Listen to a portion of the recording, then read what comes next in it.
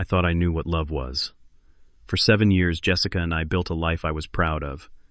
Our wedding photos still hung on the walls of our suburban Boston home, reminding me of promises made.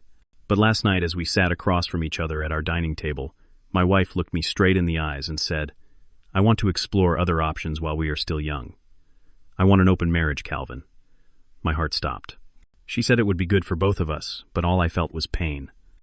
Before I tell you what happened next, let me know where you are watching from, and hit that subscribe button so you do not miss real-life stories like this one. I met Jessica 8 years ago at a mutual friend's barbecue. It was one of those perfect summer evenings where everything just felt right.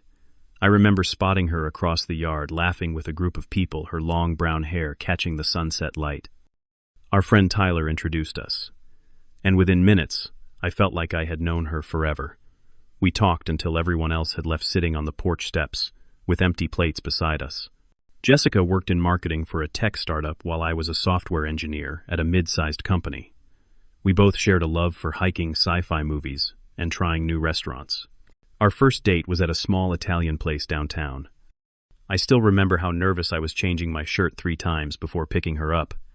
But as soon as I saw her smile, all that anxiety melted away. We dated for a year before I proposed during a weekend trip to the White Mountains. I had the ring in my pocket the whole hike up, terrified of losing it.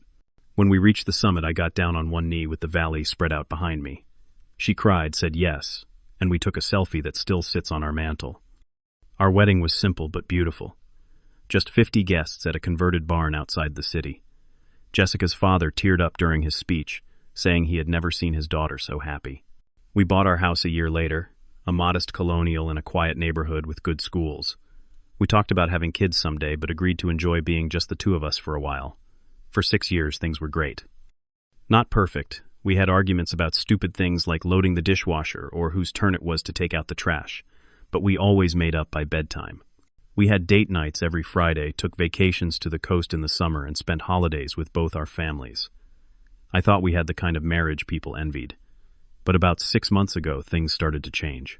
It happened so gradually that I barely noticed at first. Jessica joined a new team at work and started hanging out with a different crowd. She would come home later and later, saying they went for drinks after meetings. I did not think much of it initially. I was glad she was enjoying her job and making new friends. Then I noticed other changes. She started going to the gym more often, bought new clothes, changed her hairstyle. Again, nothing unusual on its own, but there was something about the way she carried herself that was different. She seemed more distant, constantly checking her phone and smiling at messages. When I asked who she was texting, she would just say work stuff or just the girls. The most concerning change was her growing friendship with her new boss, Derek. She mentioned him more and more in conversation. Derek's innovative marketing strategies, Derek's sense of humor, Derek's impressive background. I started feeling a twinge of jealousy, but told myself I was being paranoid. Jessica had male friends before, and I had never been the jealous type. Our physical relationship cooled off too. Where we used to be intimate several times a week, it dwindled to once a week, then once every couple of weeks. When I tried to initiate, she would say she was tired or had an early meeting. I started to feel rejected and confused. I tried to rekindle the spark.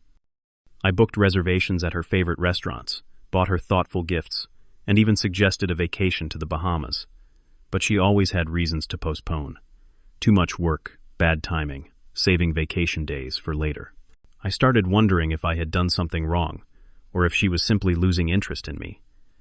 Despite these warning signs, I convinced myself everything was fine. Marriages have ups and downs, right? We were just going through a rough patch. Things would get better once her work settled down. I pushed my doubts aside and focused on being supportive, not wanting to come across as needy or insecure.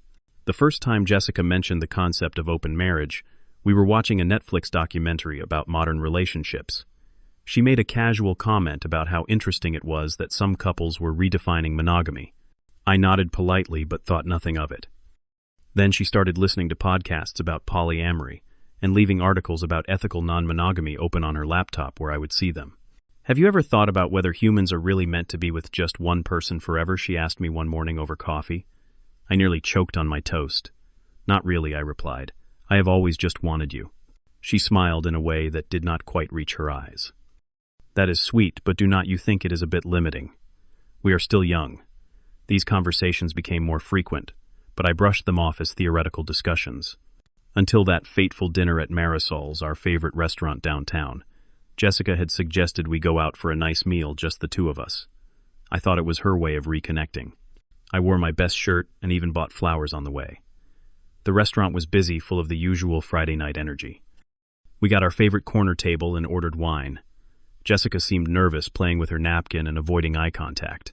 After our appetizers arrived, she took a deep breath. "Calvin, I need to talk to you about something important," she said, her voice steady but quiet. "I have been doing a lot of thinking about us, about our future." My stomach tightened. Was she going to ask for a divorce? Had she met someone else? "I want an open marriage," she said plainly. "I think it would be good for both of us to explore other connections while still maintaining our commitment to each other." I sat there, stunned, my fork halfway to my mouth. The restaurant noise faded to a distant hum as I processed her words. "Are you saying you want to sleep with other people?" I finally asked. "It is not just about sex," she responded, looking annoyed. "It is about emotional and intellectual connections too. It is about freedom and growth." "Where is this coming from? Are you unhappy with me?" "No, of course not," she insisted. "I love you. This is not about being unhappy. It is about expanding our horizons. Many modern couples are doing this. It is not cheating if we are both honest about it." I felt sick. "Is there someone specific you have in mind?" Her hesitation told me everything. "Derek and I have developed feelings for each other," she admitted. "But I have not acted on them because I respect our marriage. That is why I am talking to you first." The truth hit me like a truck. All those late nights, all those text messages, all her sudden interest in her appearance. It made perfect sense now. "So you want my permission to have an affair with your boss?" I could hear the hurt in my voice. "It is not an affair if you know about it," she countered. "And you would be free to see other people too." We argued for what felt like hours. I tried to understand her perspective, but all I could feel was betrayal. This was not what I signed up for when I said my vows. I believed in monogamy, in exclusivity, in building a life with one person. Jessica accused me of being old-fashioned and possessive. She claimed that jealousy was a social construct, and that truly loving someone meant wanting them to be happy, even if that happiness included other people. When I suggested counseling, she dismissed it as unnecessary. "If you cannot accept this," she finally said, "then maybe we need to rethink our marriage entirely." The threat was clear. Either I agreed to her terms or she might leave. The thought of losing her completely was even more painful than sharing her. After hours of emotional discussion, exhausted and desperate to save my marriage, I reluctantly agreed to try her proposal. Jessica was ecstatic. She immediately started outlining rules for our new arrangement. We would always be honest about who we were seeing. We would not bring people to our home. We would prioritize each other on weekends, and we would practice safe sex. The fact that she had these rules ready made me suspect she had been planning this for a long time. Within days, Jessica was openly dating Derek. She would come home late, smelling of unfamiliar cologne, and casually mention their wonderful evening. Each time she shared details, I felt a piece of my heart break off. But I had agreed to this arrangement, so I suffered in silence. Meanwhile, I could not bring myself to date anyone. The very idea felt wrong to me. Instead, I threw myself into work, staying late at the office to avoid coming home to an empty house. I started going to the gym more often, not to attract anyone else, but to exhaust myself physically so I would not lie awake all night thinking about Jessica with Derek. Friends noticed my weight loss and distracted demeanor, but I made excuses about work stress. I was too ashamed to admit the truth, that my wife was sleeping with another man with my reluctant permission, and that I was too afraid of losing her to stand up for myself. It was a rainy Tuesday when everything changed. I ducked into a coffee shop near my office to escape a sudden downpour and ran into Kate, one of Jessica's closest friends. Kate worked as an interior designer and had helped us decorate our house when we first moved in. She was creative, kind, and always seemed to radiate positive energy, something I desperately needed in my life at that point. "Calvin," she called out, waving from a corner table. "Come join me." I hesitated, wondering if she knew about our open marriage arrangement, but decided I could use the company. As I sat down with my coffee, Kate studied my face with concern. "Are you okay?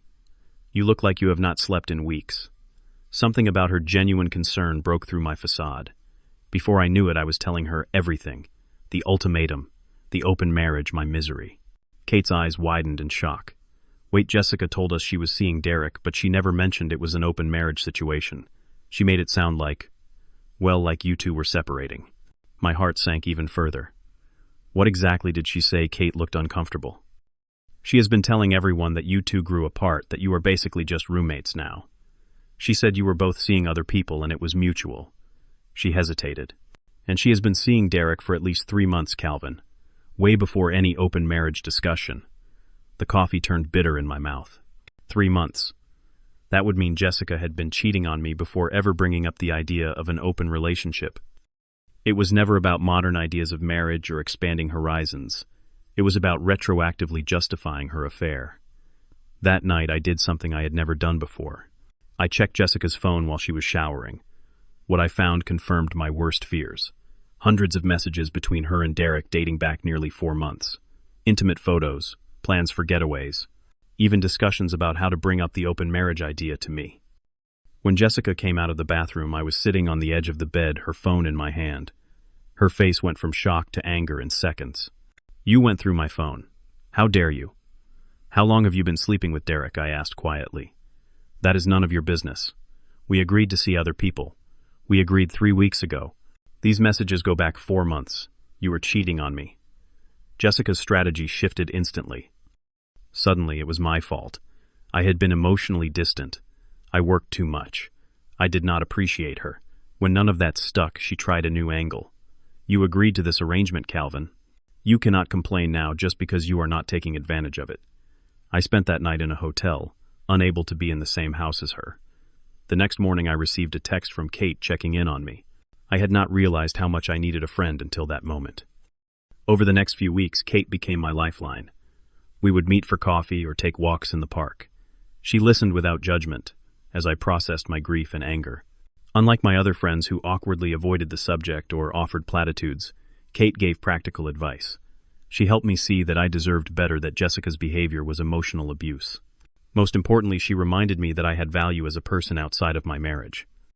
The Calvin I knew years ago was confident and full of joy, she told me one evening as we walked along the river. I want to see that guy again. There was something about Kate's presence that made breathing easier. I started noticing things about her I had overlooked before.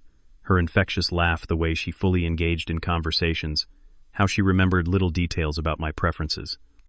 When she mentioned a new art exhibit downtown, I found myself suggesting we go together, not as a date, just as friends. The afternoon at the museum was the first time I had felt genuinely happy in months. Kate's passion for art was contagious, and her commentary made even the most abstract pieces meaningful to me. When our hands accidentally brushed reaching for the exhibition guide, I felt a jolt of electricity I had not experienced in years. I quickly dismissed the feeling, telling myself I was just emotionally vulnerable. But as weeks passed and we spent more time together, I could not deny the growing attraction. Kate never crossed any lines or made me feel pressured. She was simply there, supportive and kind, as my marriage continued to disintegrate. Meanwhile, Jessica was so consumed with her relationship with Derek that she barely noticed my absence. She would text occasionally asking when I would be home, but it felt more like checking a box than genuine interest. When I did come home, she would share stories about her dates with Derek as if we were just roommates discussing our social lives. One night, after Jessica casually mentioned that Derek was taking her to New York for the weekend, something inside me snapped. I realized I was living in a marriage that existed only on paper. What was I holding on to? The woman I loved had disappeared long ago, replaced by someone who did not seem to care about my feelings at all. The following Monday, I consulted with a divorce attorney. I showed her the evidence of Jessica's affair predating our agreement and asked about my options. She confirmed what I suspected. I had grounds for a fault divorce based on infidelity, which could potentially impact the financial settlement. That same week, I joined a gym near my office and started working with a personal trainer. The physical exertion helped channel my anger and resentment into something productive. I got a new haircut, updated my wardrobe, and started taking better care of myself, not to attract anyone else, but because I was reclaiming my self-respect. At work, I channeled my energy into a major project that had been on the back burner. My boss noticed the change in my performance and offered me the lead role on our newest software development initiative, along with a substantial raise. For the first time in months, I felt a sense of control over my life. Kate continued to be my rock through all of this. She helped me look for a new apartment, listened to my concerns about starting over at 33, and encouraged me to rediscover hobbies I had abandoned. We would text throughout the day, sharing jokes or interesting articles, and our evening walks became the highlight of my week. One rainy evening, after helping me move boxes to my new apartment, Kate and I ordered takeout and sat on my only furniture, a couch I had hastily purchased. As we talked late into the night, I found myself looking at her differently. The way the soft lamplight illuminated her face, the sound of her laughter, the comfort of her presence, it all suddenly clicked. "Would you want to go out to dinner sometime?" I blurted out. Not as friends, but as a date. Kate looked surprised, then smiled. "I would love that, Calvin. But are you sure you are ready?" "I am still technically married," I acknowledged. "But according to the rules of our open marriage, I am free to date. And honestly, Jessica and I are just going through the motions at this point. The divorce papers are already being prepared." Our first official date was at an upscale restaurant downtown, coincidentally one that Jessica had mentioned Derek taking her to. I made reservations for Friday night dressed in my new suit and even brought flowers. It felt both familiar and entirely new, like a first date, but with someone I already knew and trusted. Kate looked stunning in a blue dress I had never seen before. Our conversation flowed effortlessly from work to books to travel dreams. When I reached across the table to take her hand, it felt right in a way I had not experienced in years. By the end of the evening, when I kissed her goodnight at her door, I knew this was the beginning of something meaningful. What I did not know was that Jessica had seen us. She had been at the same restaurant with colleagues and spotted us from across the room. I discovered this when I returned to my apartment to find her waiting outside my door, fuming. "So this is why you have been so distant," she shouted, as soon as I approached. "You are sleeping with my friend." "First of all, we just had our first date," I replied calmly. "Second, you have been sleeping with Derek for months, so you have no right to be angry. But Kate, my friend, that is different. And you know it." I unlocked my door and invited her in, not wanting to create a scene in the hallway.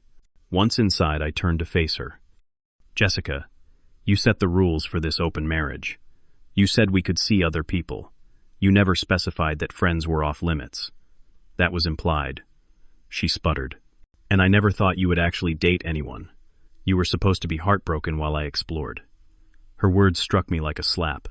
She had never expected me to exercise the freedom she had demanded for herself. The open marriage was never meant to be mutual. It was just a way for her to cheat with permission. "So let me get this straight," I said, my voice steady. "You can sleep with your boss for months, even before asking me about an open marriage, but I cannot have dinner with someone I genuinely connect with." Jessica's face crumpled. "I want to cancel this arrangement. I think we should be exclusive again." I almost laughed at the absurdity. "Now that I am seeing someone else, suddenly you want monogamy? I made a mistake. Okay, Derek is already seeing someone else. He got bored with me." I realized what really matters. For a moment I felt a flicker of satisfaction knowing Derek had treated her the same way she had treated me. But it passed quickly, replaced by sadness for the woman I had once loved so deeply. "I have divorce papers ready," I said quietly, retrieving an envelope from my desk. "Your affair predated any agreement between us. I have evidence, texts, emails, hotel receipts. You can fight it, but that will just drag out the inevitable and make things more painful for both of us." Jessica stared at me in disbelief. "You cannot be serious. We can fix this." "The time for fixing things was months ago, before you started sleeping with Derek, before you manipulated me into accepting an arrangement that only served your desires. I deserve better than that. And honestly, so do you." She broke down then, sobbing that she had made a terrible mistake, that she still loved me, that we could go to counseling. But I could see the truth in her eyes. She was not mourning our relationship. She was mourning the loss of her safety net now that Derek had moved on.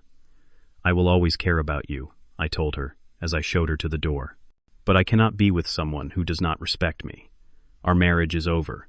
The divorce process was surprisingly straightforward. Faced with the evidence I had gathered, Jessica agreed to an uncontested divorce with a fair division of assets. Within 6 months, I was legally single again. My relationship with Kate blossomed slowly and naturally. Unlike the whirlwind romance with Jessica, we built a foundation of genuine friendship and respect before anything else. Kate never pushed for commitments or made demands. Instead, we discovered each other day by day, learning from the mistakes of our past relationships. A year after my divorce was finalized, I ran into Jessica at a mutual friend's wedding. She looked good but somehow diminished, like she was still searching for something. During the reception, she approached me while Kate was chatting with other guests. "You look happy," she said, a hint of wistfulness in her voice. "I am," I replied honestly. "Derek dumped me," she confessed, after a moment of silence. "He was seeing 3 other women the whole time. When I confronted him, he said I should understand, since I was all about open relationships anyway." She gave a bitter laugh. "Karma, I guess." "I am sorry it turned out that way," I said, and meant it. Jessica glanced over at Kate, who was laughing with the bride. "She is good for you. I can see it in the way you look at each other." She paused. "I messed up Calvin. I had everything I needed but was too blind to see it." I nodded, unsure what to say. Part of me felt vindicated, but mostly I just felt sad for the years we had lost and the pain we had caused each other. "I hope you find what you are looking for," I told her. "Everyone deserves to be happy." As I walked away, I felt the final pieces of resentment dissolving. Jessica's choices had hurt me deeply, but they had also led me to where I was now, in a relationship built on honesty, mutual respect, and genuine love. 6 months later, I proposed to Kate during a weekend trip to the same mountains where I had once proposed to Jessica, but this time was different. I was not proposing out of expectation or social convention, but because I had found someone who loved me for exactly who I was, who had seen me at my lowest and still chose to stand by me. Looking back, I realized that what happened with Jessica was not about open marriage versus monogamy. It was about honesty versus deception, respect versus manipulation. True love, I had learned, does not need constant novelty or outside validation. It thrives in trust, grows through challenges, and deepens with time. So if you are watching this and struggling in your relationship, remember that you deserve someone who values your heart as much as you value theirs. Sometimes the hardest decisions lead to the greatest happiness. Have you ever had to make a difficult choice that ultimately led to something better? Let me know in the comments below. And if this story resonated with you, please hit that like button and subscribe to hear more real-life experiences. Thank you for listening to my journey, and I wish you the courage to seek the love and respect you truly deserve.